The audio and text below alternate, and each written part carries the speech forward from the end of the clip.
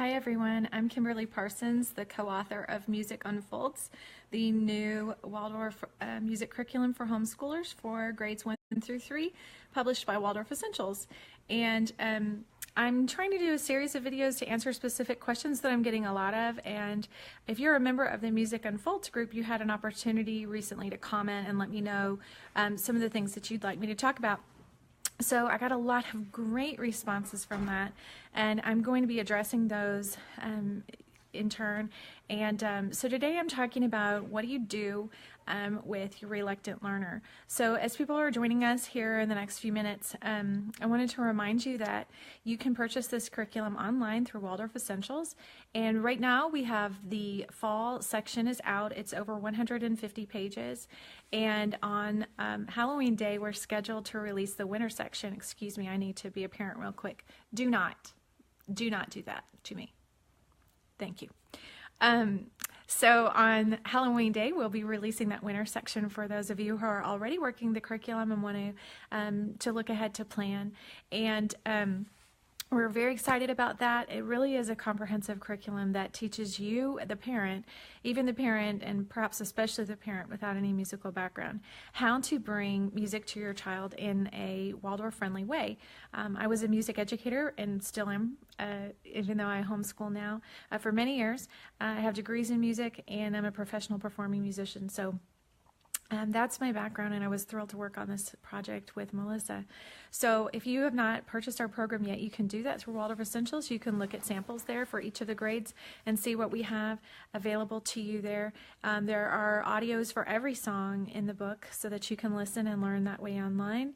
And I'm also doing some of these things online to further support your work with your kids. So if you are looking for a music program, I hope that you'll check ours out. Today's talk will be helpful, hopefully, to anybody that's dealing with a reluctant learner with whatever music program that you're bringing. But I will be referring to things that are in our curriculum as well. So just thank you for being here, and I appreciate you spending some time with me this afternoon. First of all, I want to talk about exactly what I mean by a reluctant learner. What does that look like, and what does it sound like? If you have one, then you know.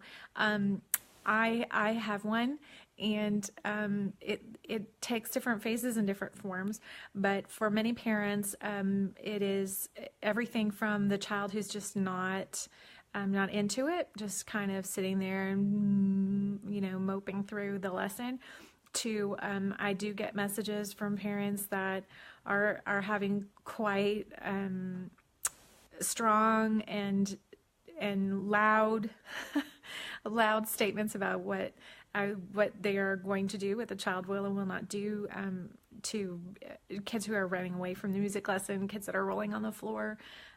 All kinds of things are happening. So there's a wide spectrum of what we're talking about with a reluctant learner. And today I wanted to try to help parents understand perhaps what's going on, those root causes, and perhaps share some suggestions for you to try as remedies for your reluctant learner. Again, I have a reluctant learner of my own, and I have had many, many, many reluctant learners in the classroom. I taught in a Title I school.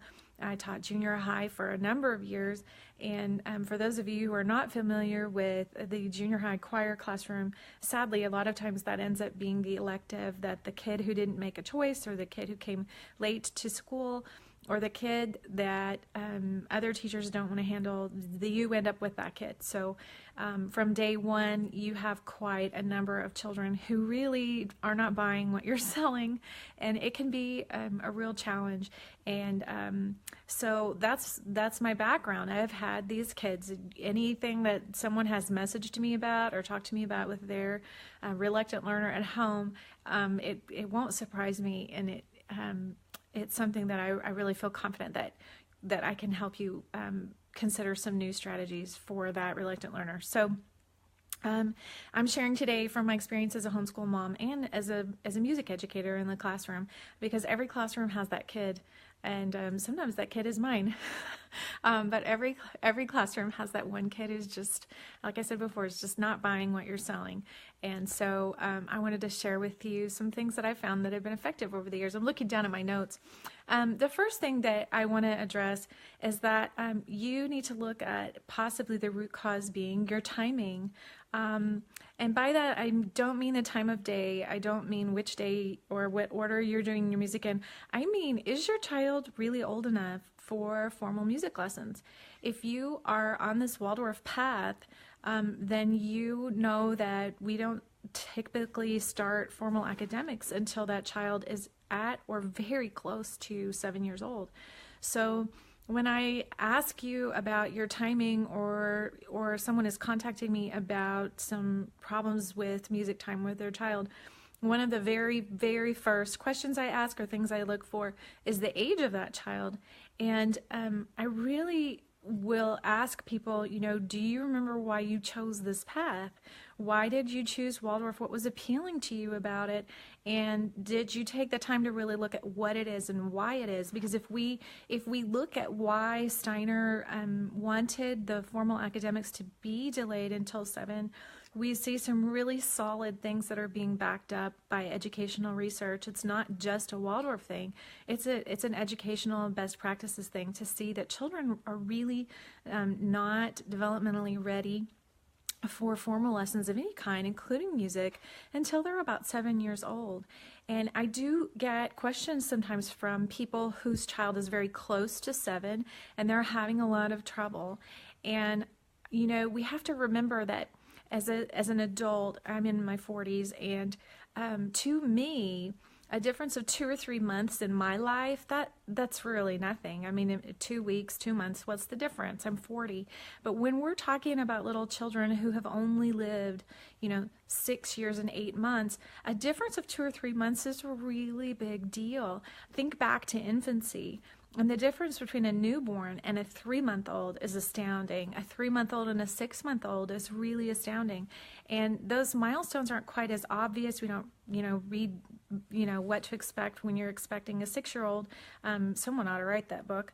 But when you're talking about bringing music to your child and your child is not 7 and you're having a lot of trouble, I want you to consider why you chose this path and consider waiting a few months. It won't hurt a thing for you to put away that instrument and wait a few months to bring that. You can sing, you can move, you can be creative with music and bring stories and songs and enjoy music together.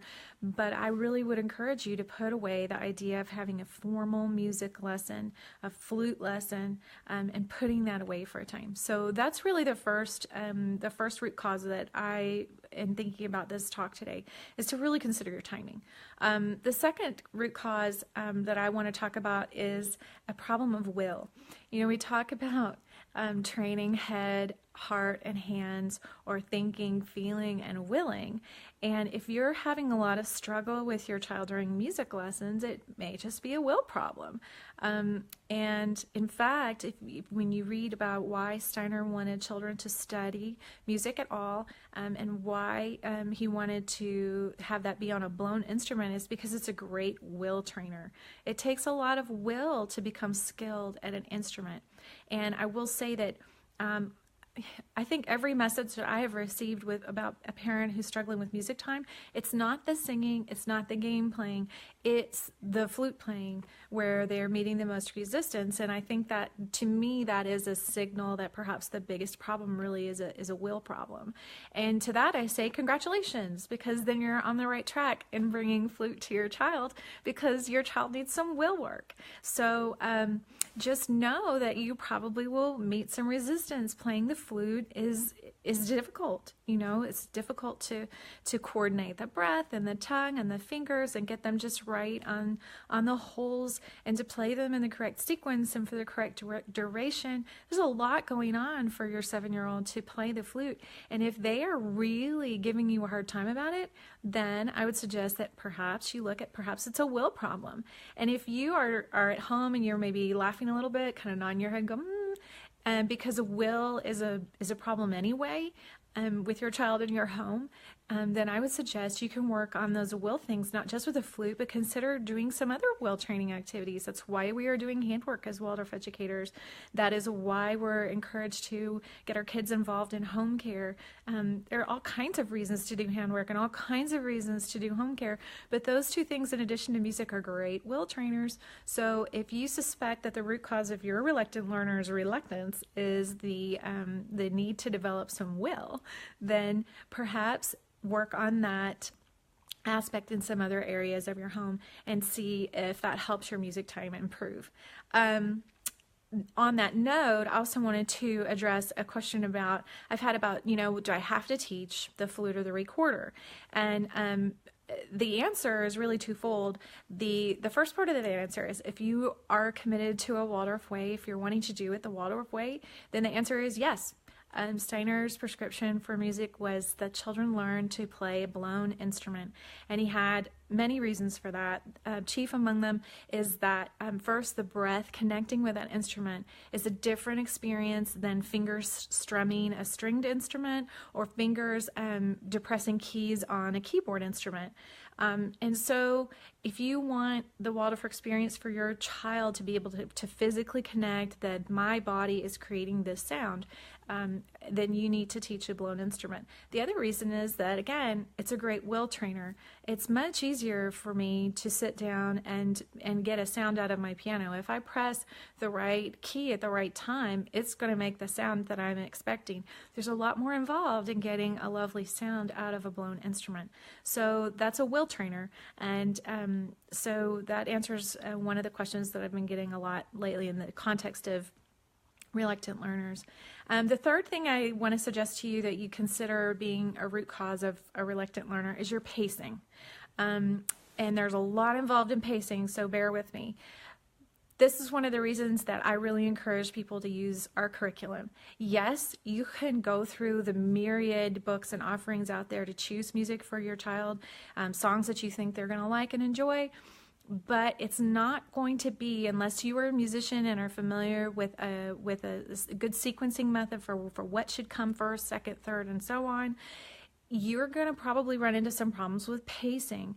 The songs in our book have been chosen not just because they're nice little songs that fit the seasons, but they were carefully chosen for the notes that are, how many notes, which notes, the order in which the notes are introduced, the different rhythmic values, how long each note lasts. They were really carefully selected so that it is a gentle but steady pace for your child. And if you are not following a curriculum like ours, or you're not knowledgeable enough to set that out for yourself, the problem may be that you're really asking your child to do too much too soon. And that is going to leave your child feeling very frustrated and not enjoying the music lesson. So that's part of pacing. And the next part of pacing is, are you really taking the time for them to learn to sing it first? Because in Waldorf music education and in Kodai education, which is what I used in my classroom, it's always sung first. You don't play it until you can sing it. And so if your child does not really know that song is in their bones, that they can sing it spontaneously from memory, and you're not taking the time to do that, and then you're having trouble when you go to the flute, there's your problem. Quite likely is that they're just not confident enough yet singing it to be able to put it on the flute with any kind of joy or confidence about what they're doing. So then, are you taking the time introducing the notes? I did a video, or I will do a video showing how I introduce a song. That video was called From Singing to Playing. It takes time, and it's often not in one lesson, not especially when you're dealing with a brand new baby beginner on that flute. If you have a song that has 4 little phrases, falls with the commas or with the end punctuation, 4 little sentences, that might take you 2 weeks for them to be able to go from singing it to playing it on their flute. And if you're not taking the time to do that and you're just rushing them, then there's going to be a really high likelihood that they're going to be frustrated and they're going to resist what you're doing. Are you taking the time to even just not even associate with a song, but play some echo games where you play 1 or 2 notes and they play them back, and they're practicing that skill of listening and watching and then emulating you, imitating you? Are you taking time to do that? If you're not, you may be running into some reluctant learners because they are frustrated because you're going too fast and not taking that time. It's so hard for us, I think, sometimes as grown-ups to remember how hard it was for us at those tender ages to learn some things. Some things we just pick up and imitate, but when you're asking a child to play a flute, that's something else entirely, and it just takes a lot more time, I think, than we can remember or appreciate. And so if your child is being really reluctant and you think you've chopped this song up into itty-bitty pieces, chop it again. Make it even smaller. Make the pieces smaller for them until you can do it. It may just be 3 notes at a time. It may be 2 notes at a time, but make the pieces smaller for them and slow it down for them, and see if that helps them get over some of their reluctance that you're experiencing in the lesson. And then finally, are you just you're pacing overall? Are you allowing them the time? As grown-ups, we get bored so easily. I can think of a number of books that if I have to read them one more time, I cannot with those books anymore. But for my child, that's comforting and that's nurturing. And so if your child is really reluctant during music time, then maybe the solution is fewer songs. Maybe they don't need 1 song a month. Maybe they need 1 song every 6 weeks. Maybe your child needs 1 song every 2 months. And as you build and as they grow in their confidence and their skill level, you'll be able to pick up that pace. But I think in a lot of cases that I'm having people ask me about their particular children and their particular needs, it's really an issue of pacing and that we're going too fast. We're skipping steps for them, and we need to slow it way down so that they can be successful with those small things and then build on that success. So I've talked about timing, I've talked about will, I've talked about pacing, and I also want to talk about the last thing that I think is really at the root of some of these reluctant learner issues that I'm hearing about is the issue of temperament. And here again, I just really want to encourage you, if you're not a Thinking, Feeling, Willing Plus member, to consider purchasing that program. That program is full of lessons for the parent, and it has curriculum, it has the music curriculum, it has all kinds of things. But one of the modules in there is all about your child and his or her temperament and how to work successfully with that little person that you have, and how to understand how your own temperament is affecting your lesson time.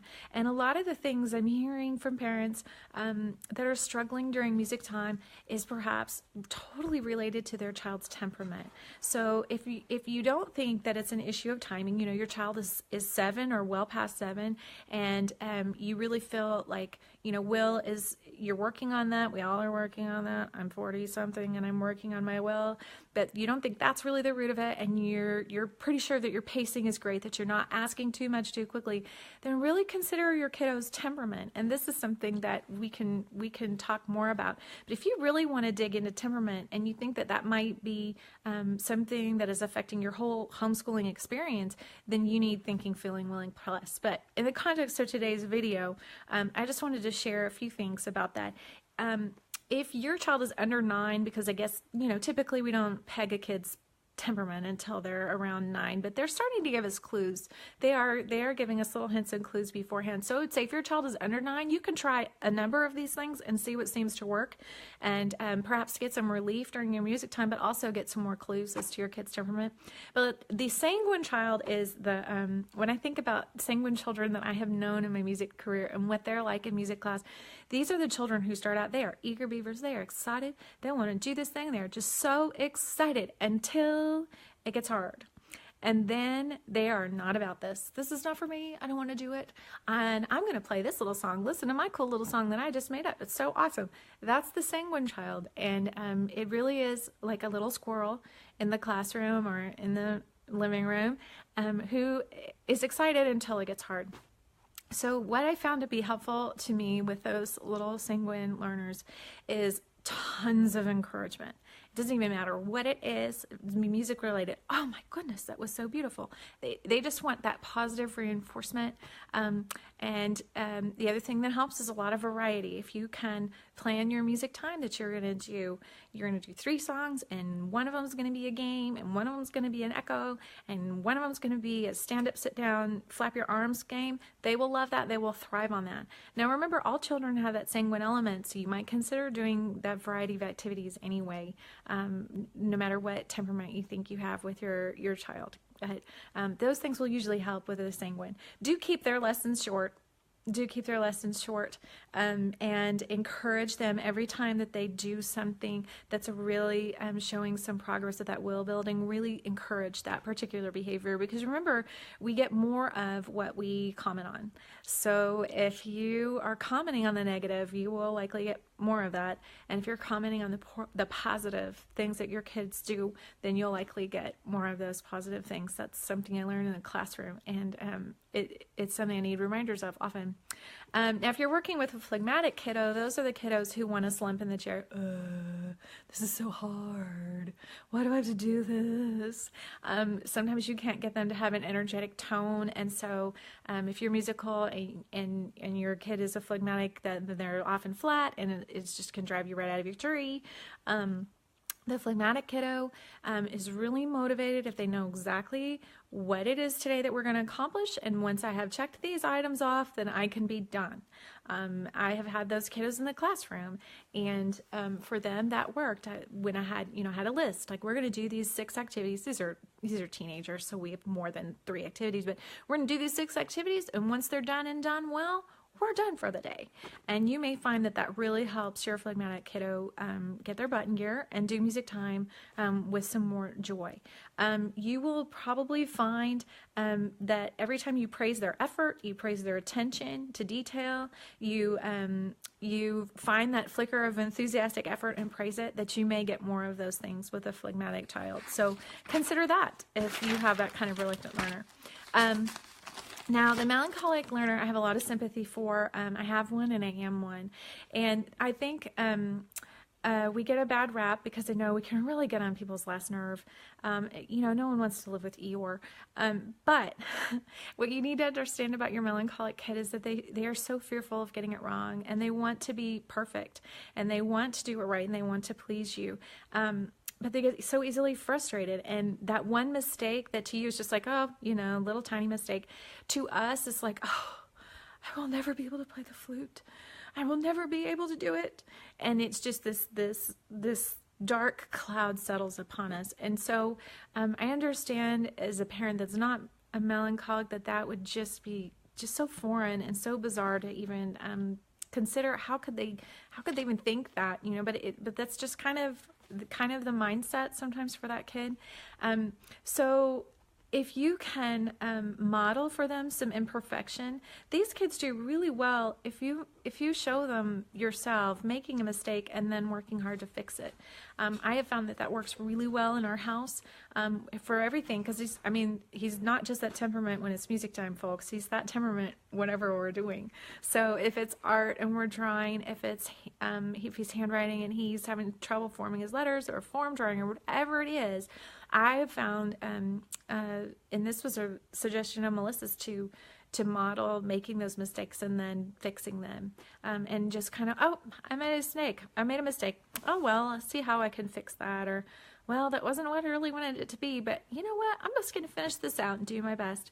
And modeling that, doing it and talking about my feelings and responses to that, you can do that with music too. So you can make some intentional mistakes and model fixing them, and model not tearing yourself down, model not, I'll never play it right. Model that, hey, this is okay. Everyone makes mistakes. Most children your age have a hard time learning how to do this. That's been a really useful phrase for us. But to model doing that, and when you're going to praise the melancholy, be sure that you're praising accurately and that you're praising specifically, because when that dark cloud of I will never get this right is hanging over our head, if you say, oh, good job, that just bounces right off. It's just like, oh, they don't even know what they're talking about. They didn't even hear the horrible mess that I just played on my flute. But if you hear your fingering was really accurate, and they know it was, then that is something they can take and receive and build on with good feelings about the next thing. The choleric child is an interesting one to me, and I've had many of these, mostly in the classroom. And this is the kid who knows better than me how to do something they've never done before. And not only do they know how to do it better, but if only I would leave them alone, then they would be the best ever that there was. So I really have two strategies with this child that I've used in the classroom. And the first is to present them with something I know that is a little bit more challenging than they can figure out on their own. And I allow them to have that experience of struggling with it. And after a few minutes, I will say to that child, you're really struggling with that. It's not correct. Let's work on it together. And I don't say it mean. I'm not being sarcastic, but I'm just responding to them and that with that choleric aspect of myself to be able to identify, hey, this isn't working. Now we're going to do it my way. And very lovingly, very gently, then I show them how to do it. And at that point, when they've realized, hey, I really don't know how to do this, maybe I'll listen to the lady who does, then we can get somewhere with that child. I also use the phrase of if they're really insistent, no, I'm going to do it myself. I'll say, all right, you get 3 chances, and then we're going to do it my way. And I have found that most choleric children can appreciate that. They're like, oh, well, 3 chances. I only need 1. So they'll do their 1 and be like, oh, well, beginner's troubles, just giving my other 2 chances. But by the 3rd one, they're like, okay, this isn't working so well. So then I'm like, all right, it's my turn. I don't talk about it. I don't rub it in. I don't come back later and say, hey, remember when you thought you could do it? I don't do that. I just, all right, it's my turn now. We're going to do it my way. And that typically has worked well for the students that I've had that have that real strong choleric tendency. Another thing that works with them is to say, you know what, especially if you're short on time that day and you need to get the music lesson done, I'll say, all right, right now, we're going to do it my way. During free play, you can play it your way. And then when we sit down, they can usually appreciate that and like, all right, I have to do it Mom's way for the next 8 minutes or whatever, and then I'll do it my way. And typically I've found that in the classroom especially that will work for them. For praise for them, I would really encourage you to praise them every time they do something that shows teachability. Thank you for watching me. Wow, you listened so carefully that you played it right the first time. And those kinds of things where you're praising that behavior that you want, which for the cleric is you want them to be teachable and to receive from you the knowledge that you have. So when we're talking about music, we're talking about so many other things that really apply in the homeschooling world. And I do think that if you can get to the root of what's causing some of this reluctance for your child, whether it's your timing, they may just be too young, whether it's an issue of will, they're a child that needs that development in other areas of their life, maybe it's your pacing, maybe it's their temperament.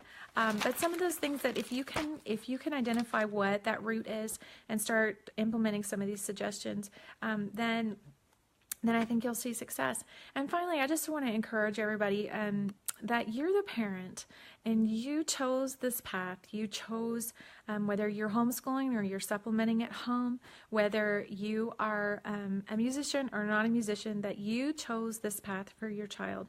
And we make choices all day long for our kids in different degrees. But I really want you to embrace that you're the parent. And no, we don't know everything, but our life experiences and our skills and our knowledge and things that we have done, that you get to be the parent in your home. So if your child is a reluctant learner, I want to encourage you above all to please don't give up. That this may be just what your child needs, is you firmly and lovingly insisting that they are going to learn how to play the flute. And if you want to join the Music Unfolds Facebook group here, that's a great place to come and hang out, ask some questions. You can also message me there. And I do want to encourage you, if you're not a Thinking, Feeling, Willing Plus member, to please consider buying that membership. There's so much there to help you, not just with teaching music or with homeschooling, but to teach you how to be the best parent that you can be and how to help your children really unfold in this beautiful Waldorf way.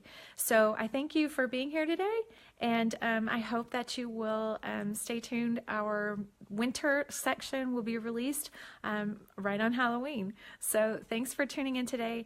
And do get in touch if we can help. Thanks.